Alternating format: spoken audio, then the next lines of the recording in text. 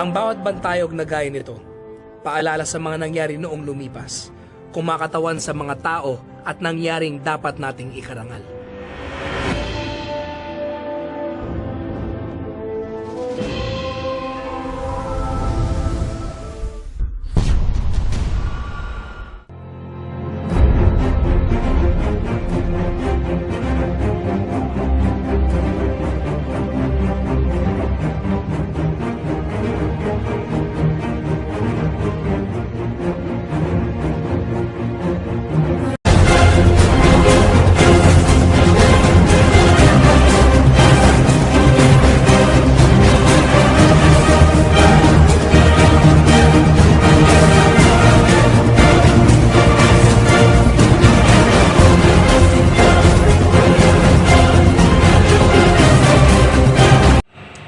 Nakataas-taasang at kagalang-galang katipunan ng mga anak ng bayan was a revolutionary society that espoused independence and faced on for the Philippines through force of arms.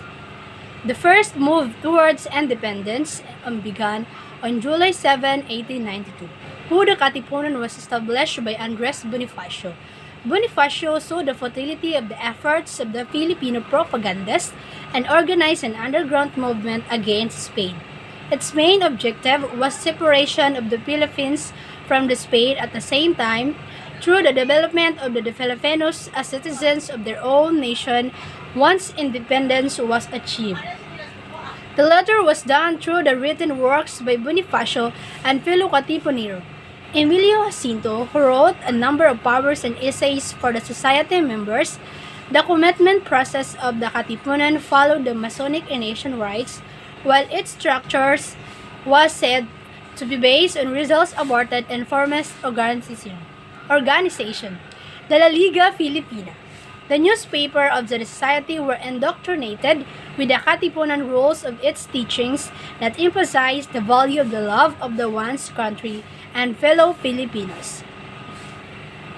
Emilio Jacinto was a Filipino revolutionary and officially first president in the Philippines. He was born on December 15, 1875. He joined the Katipunan in 1894 at age of 18. He became the leader of Katipunan after the death of Andres Bonifacio. Through the enthusiasm and idea, Jacinto became a guiding light to the members of the society. He wrote the Cartilla ng Katipunan and also the Oath of the Katipunero. Jacinto did his best and great idea to live up the Katipuneros and be one on what they fighting for. After of it, Jacinto died on April 6, 1819. In his study about the Katipunan history and its documents, Jim Richardson said that the Cartilla is the best known of all the Katipunan texts, and that it is the only document of any land sent in print by the Katipunan prior to August 1896. The Cartilla was printed as a small pamphlet that was distributed to the members of the Katipunan. Its terms was derived from the Spanish Cartilla, which was primarily used for grade schools during the Spanish period. Unlike the Cartillas, the documents were served as the primary lessons for the members of the Katipunan. The Cartilla presents not only the teachings for the Nopiat Katipunero, but also the guiding principles of the society. Its importance today is predicated on the teachings that embody the moral and nationalistic principles of a nation that fought for independence. Among a long of given teaching of Katipunero of the sons of the people, the best teaching is true charity resides in acts of compassion and love for one's fellow men and in making true reason the measure of every move, deed, and word. The current relevance of the Cartilla lies in the fact that it established not only rules for the members of the organization, but the principles for the citizens of a nation once independence had been achieved.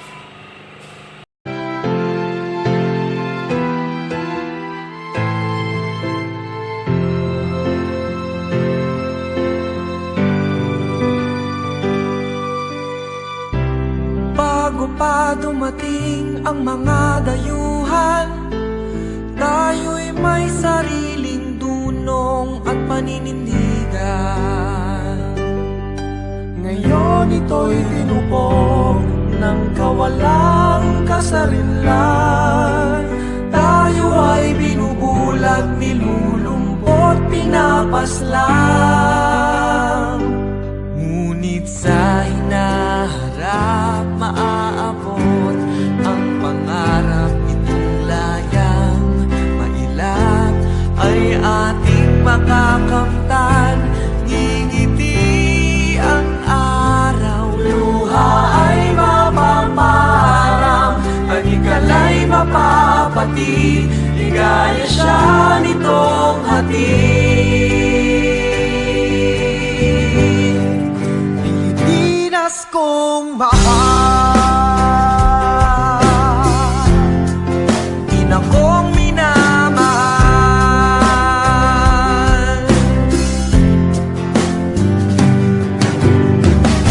Mga anak ko'y nagbabangon, hahamunin ang panahon.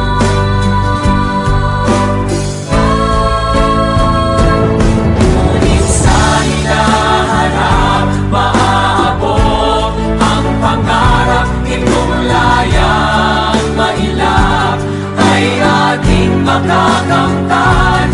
Nag-aalab naming puso, mag-aalay ng dugo para sa kasarinlan, para sa kalayaan, para sa kasarinlan, para sa kalayaan.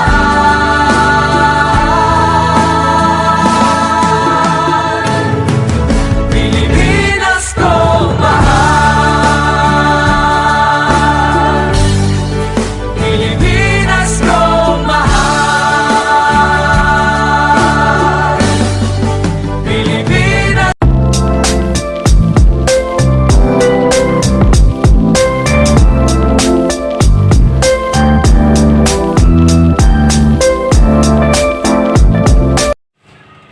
One of the benefits of that Europeans gained from the Crusades was the discovery of some products that were not available in their home country.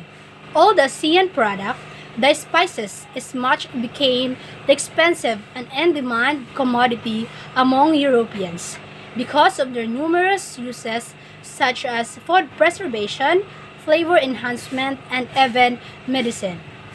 ASEAN goods reached Europe either via the Silk Road or the Arabian-Italian trade route. Both routes were expensive and oftentimes disrupted by wars, natural calamities, and bandits. In 1453, forced European kingdoms to look for ways to purchase spices directly from the source. Prince Henry the Navigator of Portugal put up a maritime school trained sailors who would later discover the Spice Island, the Moluccas Island. The marriage of Queen Isabella of Castile and King Ferdinand II of Aragon, coupled with the victory of the Catholic monarchs over the Moors in the Battle of Granada in 1492, resulted in the rise of Spain as a world power. Spain started inspired their economic options outside the Iberian Peninsula. They financed the transatlantic voyage of Christopher Columbus, which resulted to discover the other side of Atlantic Ocean. The Magellan-Elcano expedition left the port of Sanlúcar de Barrameda in Seville on August 20, 1519, with around 270 men of different nationalities.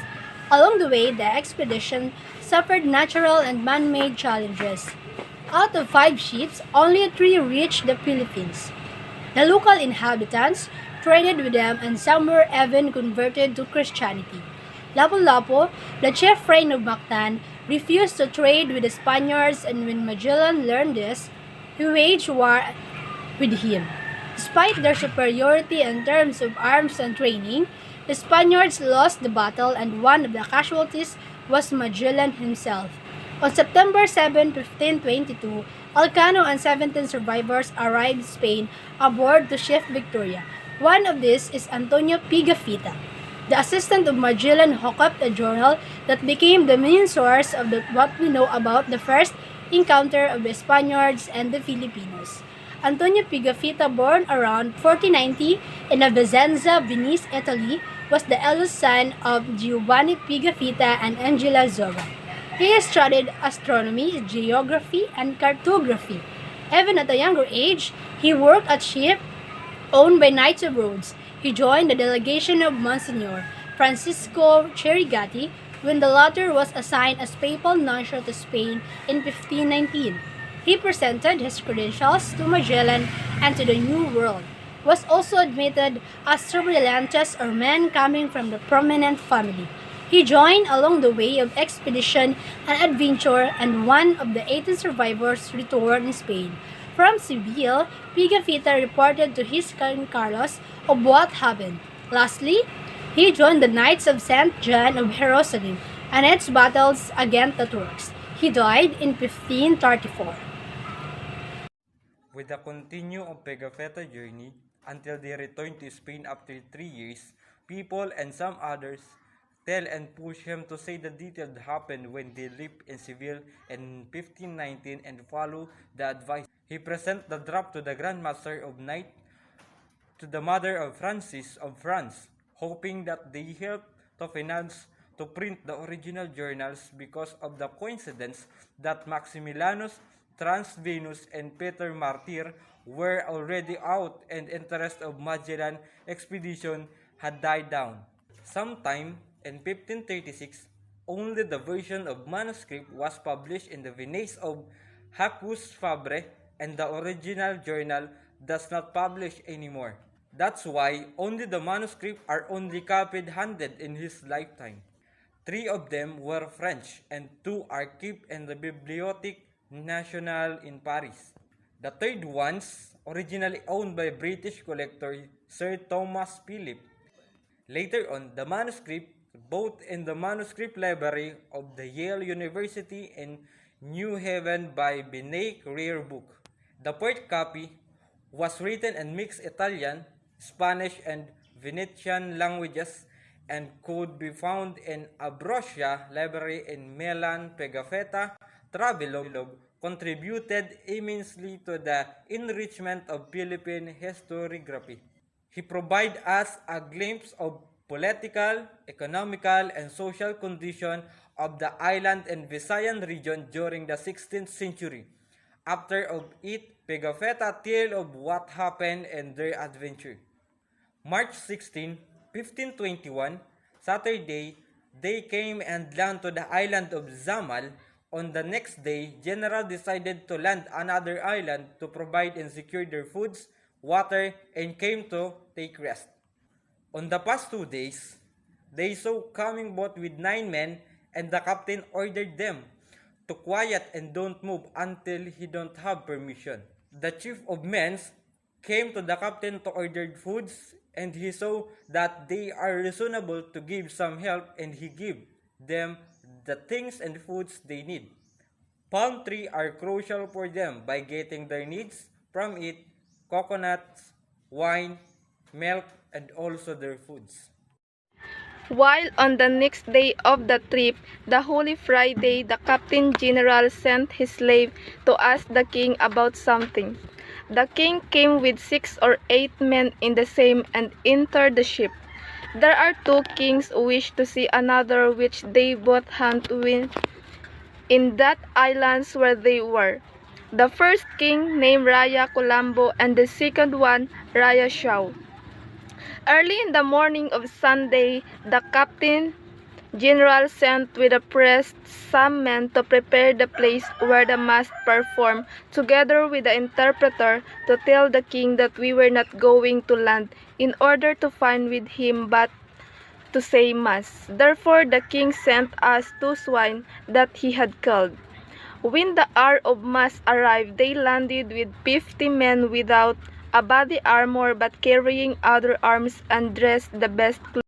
Before reached the shore, with the boat 6 pieces were discharged as sign of peace. The 2 kings landed and embraced. They went in marching order to the place concentrated, which was not far from shore. For the first time, the first mass in the Philippines were performed in Mazawa or the Limasawa. attended with Magellan together with the two kings Raya Colombo and Raya Shaw, Spanish voyagers and other local islands. After the conclusion of the Mass, some men were took a communion, but Magellan did not agree to worship them. Instead, he told the kings through the interpreter that they were the standards given to him by the emperor, his sovereign, so that wherever he might go, he might set up those tokens. He also said that he wished whenever any of their ships, they would know that we had ships. They would know that he had been there by that cruise, and would do nothing to displace them or harm their property, that if any of their men were captured, they would be set free immediately on that sign. After the dinner, everyone returned clad in the doublets, and that afternoon went together with the two kings to the summit of the highest mountain.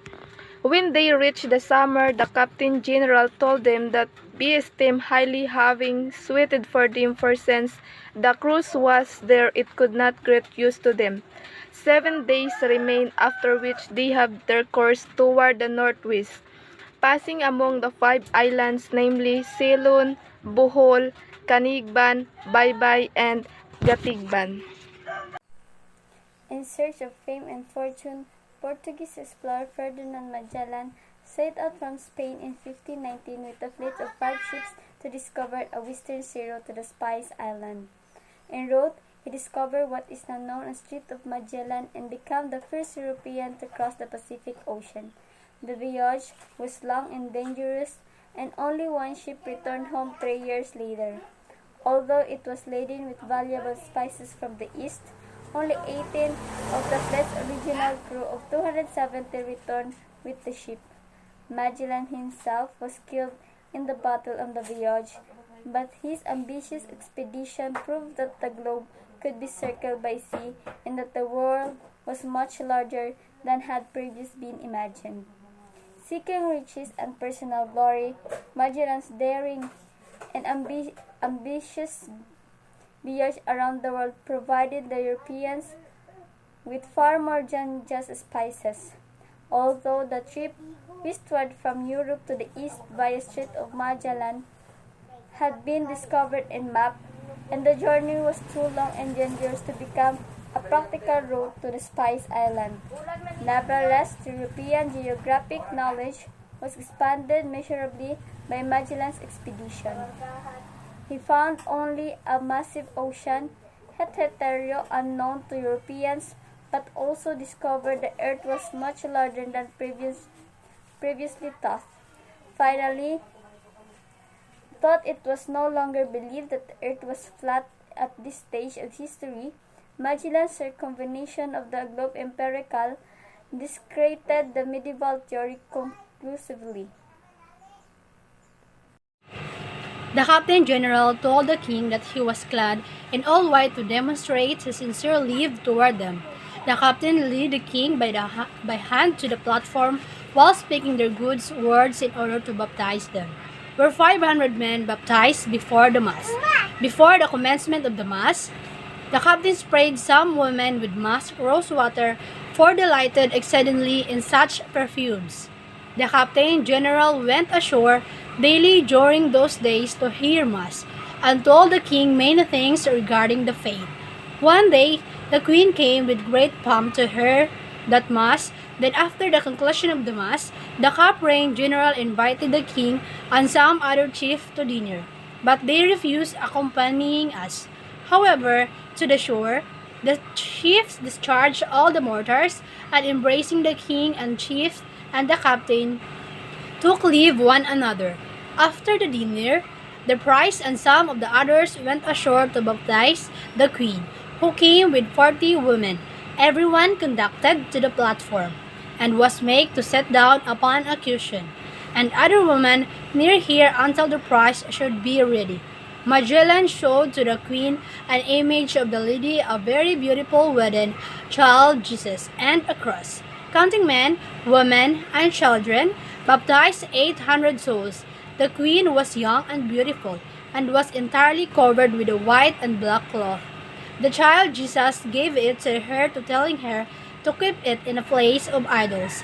Along the journey, they passed away some villages in the island, and the village with the name of Matan was one of them, and its chiefs were Zola and Silapu-Lapu. On Friday, April 26, Zola sent one of his sons to present 2 goats to the captain general and to say that he would send him all that he had promised. At midnight, men, the Christian king, the prince, some of the chief men and 20 of earth balanghais, and after 3 hours they reached Matan village before dawn. They are all weak and wounded, so that they asked for us not to attack, but wait until morning, so that they might have more men. When morning came, 49 of us leapt into a zither of tides and walked through water for more than 2 crossbow fights before they reached the shore. At the battle, word given to both forces. While the natives started crying when they saw the shooting did not have any purpose, while covering their shields, they are shooting so many arrows with fire, and so many houses were started to burn up. When they saw their houses burning, they were roused to greater fury. The 2 of our men were killed near the houses, while 20 or 30 houses was burned.